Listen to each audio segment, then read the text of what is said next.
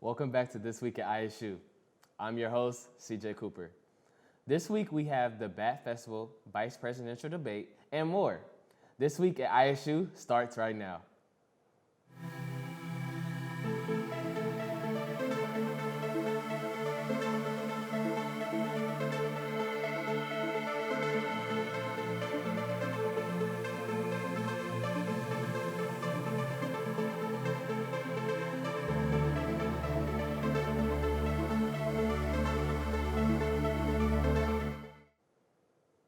The Vice President Debate was a very informative event that was attended by students who wanted to learn more about the candidates for this upcoming election. Senator J.D. Vance and Governor Tim Walz had a public debate on their policies on CBS News. What is the event here today? So we're here doing a debate party, a debate watch. So the two candidates, our two vice presidents, are debating today, and yeah, we're just here to see them talk. Why do you believe it's important for students to attend events like this? I think it's important for students to attend events like this because I know for me, being in the NAACP, we fought so hard to get the right to vote. I think it's important for people to be knowledgeable about their civic engagement, about what's going to be on their ballot. And these two candidates are very important, and they're going to be our vice presidents, so we need to know how they're going to, what policies they're going to talk about, what they're going to introduce, so we know how it's going to affect us. Okay. And what other events do you have planned? Well, we have a whole bunch of events coming up. We have, of course, the election watch party. We're doing phone banking. So we're going to be calling people, talking about civic engagement. Like, are you registered to vote? Are you thinking about voting? Are you going out to vote? What are some of the conversations you're having about voting? What are you scared about voting? Like, things like that. The annual Bat Festival was a hit event that all of Terre Haute could attend. The festival included guided nature hikes, walkabout for bats, and activities. Here's what a herpetology expert had to share. Well, I'm from Dobbs Park Nature Center, and we are showcasing different species of bats around the world, some of their myths. So right in the front, we have the largest bat in the world, the silhouette, with the other bats kind of surrounding it or on it. And so it just shows you how large and how small they can be. All of our bats around here are pretty little. So. Why do you think it's important for students to learn about that? A lot of people are afraid of bats, and there's no reason to be afraid of them. They are very helpful in our environment. We need them ecologically. We are tied to them. They eat our agricultural pests the most and save farmers billions of dollars a year. All right. And why is it important to protect the bats? Because of the insects. Around here, it'd be insect populations. If we lost our bats, our insect populations would just go through the roof. And also on our crops, they have found that bats do the best at keeping the crop pests down. So we are saving money by having bats. So if we don't have bats, we're going to be paying a lot more. And just diversity, diversity. Things eat them, so they eat things eat them. So it's important to save them. And even around the world, they distribute fruit tree seeds. They pollinate flowers. They kind of run the whole gamut of what things eat. So they can eat meat, they can eat flowers or nectar, fruit, insects, blood. so there's a lot that they do for our environment. All right, so everyone thinks that bats are blind. Blind as a bat. Bats are not blind. Bats can see as well as we can, and some can see as well as owls do. So they use their echolocation in addition to their eyesight. Fruit bats don't have the ability to echolocate, so their eyesight is very good. So they see kind of like owls do. But echolocation is just an extra superpower that they have. So. What is the Hoosier Herpetological Society? What are we? We're an organization, a nonprofit 501c organization. We're based in Indianapolis, and we are an organization that's very similar to like the Audubon Society or some of these other nature programs, other nature organizations, where we like to bring folks out into the wild and see these animals and photograph them and ID them. We do a lot of monthly meetings. We do a lot of conservation work. We do surveys in local parks and things like that. So yeah, we're just an advocacy for animals like this. whether they're native species or exotics like this one as well. Why do you think it's important to teach people about animals that most people don't tend to like? Probably for that one reason, because most people don't care about these, and we're advocates for reptiles and amphibians. Most people aren't big fans of these animals, so unfortunately a lot of them get killed for that reason. There's not a lot of positive news about these animals. Typically when these are in the news, it's negative news. So yeah, they have their place in the wild, whether it's to be eaten or to eat another animal. You're right, they all have their place in the ecosystem. Absolutely. What is your favorite animal in your care? My favorite animal would probably be Yoda here. This is a prehensile-tailed skink. I have too many favorites, but this is one of my favorites. He's a 28-year-old prehensile-tailed skink. Why did you decide to come to the Bat Festival? Because we want to spread information about these animals that in the positive light. Bats and reptiles are not everyone's favorite animals, as you well know. So we would like to just open up the floor to these animals and showcase how interesting they are and what positive aspects they have in nature. Family Weekend was a fun few days of reconnecting with visiting Indiana State family members. This day was perfect for introducing family to friends, staff, and showing off our beautiful campus. Pumpkin painting, Sycamore bingo, and trivia were some of the many activities that were available. We're here at the psychology table at Parents Weekend. Psychology is everything, and it's cool. Psychology is 3 credits of social credits, which all majors need. So you don't have to be a psychology major to take Psych 101. So this table is kind of representing some cognitive challenges that everybody goes through, and we have fun with them. We all experience obstacles all the time. How do we overcome them? Is there a different way of thinking about it? Is there a different attitude that we can have? So this is just playing around with cognitive challenge. The College of Health and Human Services hosted a career fair for Indiana State students to attend. There was tabling and employers present for new opportunities.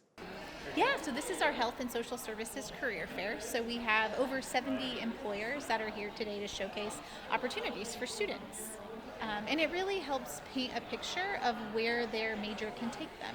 So some, are more traditional paths, maybe nursing, but there's, I was speaking to an employer earlier, and she has a program for college students that help them learn things that can take them into health management no matter their major. So they can really have a lot of exposure to other pathways that they may not have thought about yet.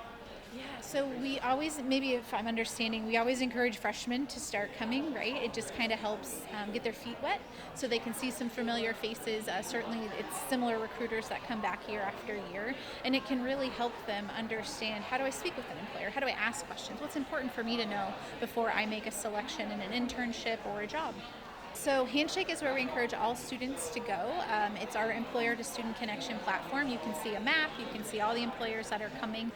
We have a graduate program fair tomorrow, and then we have a Built in Tech Career Expo on October 9th, and then we have a trunk or treat for talent on October 29th. So we have several different fun events coming up where they can make those connections, and you can see all of that in Handshake. And you can also find it on our website, but I always encourage students to go to Handshake Center. So as you're prepping for those, we recommend that you get your resume updated, your professional headshot taken, and we have the Dress for Success clothing closet. So come in, get 4 pieces a month for free. Make sure you're looking spiffy. Olivia Hill, the first transgender candidate elected in Tennessee, came to Indiana State to inform students on why their vote matters in 2024. She shared her personal journey into politics and educated others on the importance of voting.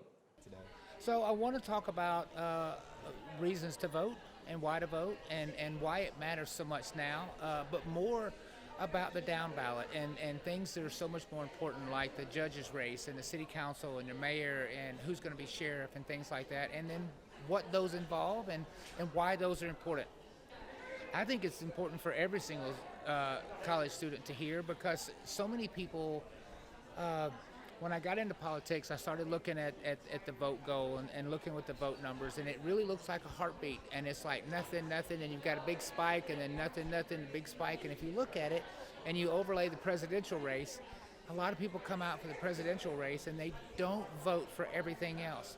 And it's your school board who decides whether the teacher's going to get a raise. They decide what books are read, and then you've got your judges to decide whether somebody's going to get a second chance or they're going to have their life ruined. And your police chief or your sheriff's department to find out who's going to be involved in that and whether they're going to fight crime or they're just going to write a bunch of tickets so they can pad their money to pay more overtime and things like that. So it's very involved in the down ballot, and so many people don't look at the down ballot. They think that I don't really like either one of the candidates and I don't care for either one of the presidential candidates, but there's so much more involved that affects us here locally in every single race. Salish the Hypnotist came to perform at Indiana State. Students could attend this show and watch the wonders and works of hypnotism. To attend more campus-held exciting events like this, follow Indiana State's Union Board on Instagram. Now, let's take a look at Indiana State info and what opportunities the campus has to offer.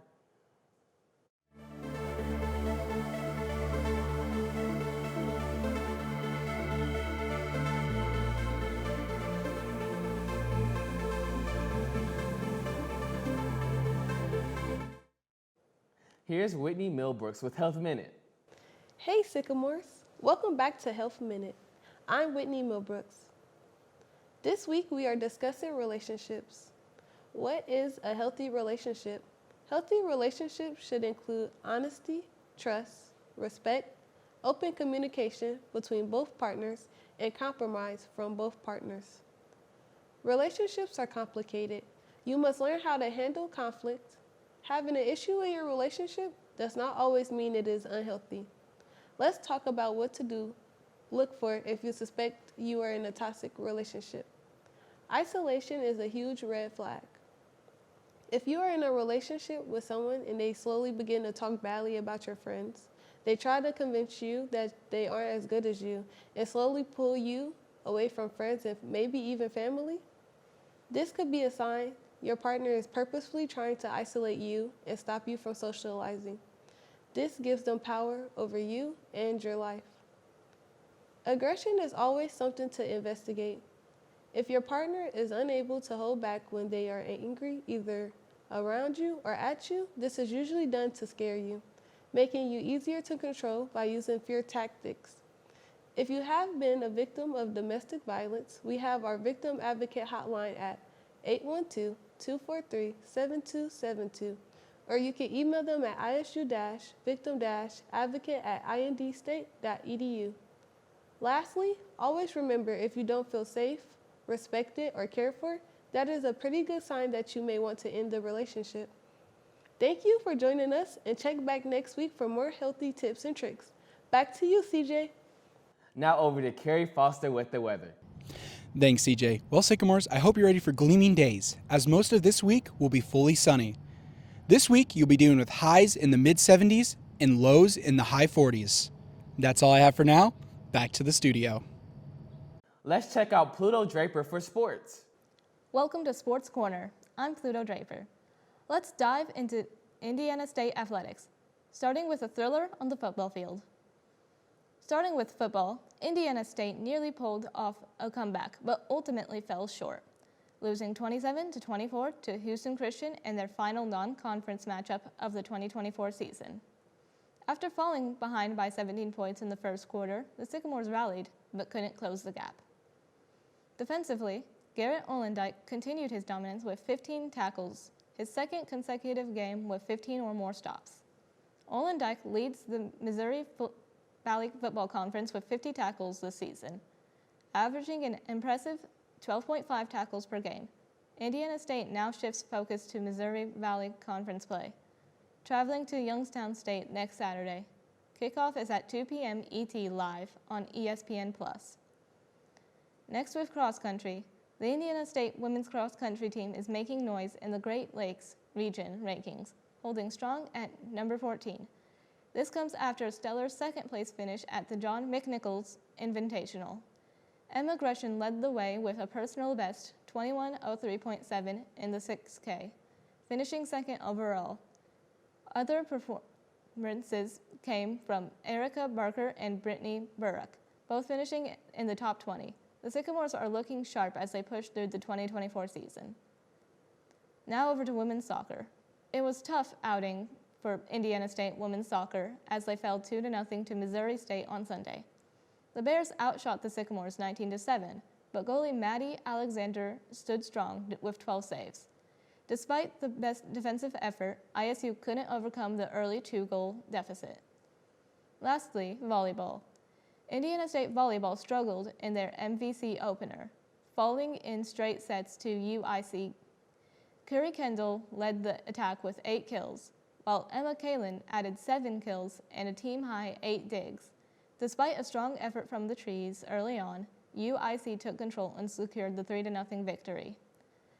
That's the latest from Indiana State Sports. See you next week at Sports Corner. That's all the time we have this week. If you would like to get involved with Sycamore Video, or if you have any events that you would like for us to cover, send us an email at isu-sycamorevideo@indstate.edu. Check us out on our Facebook page at Sycamore Video-ISU Student Media, or Sycamore Video on YouTube. See you next week, Sycamores.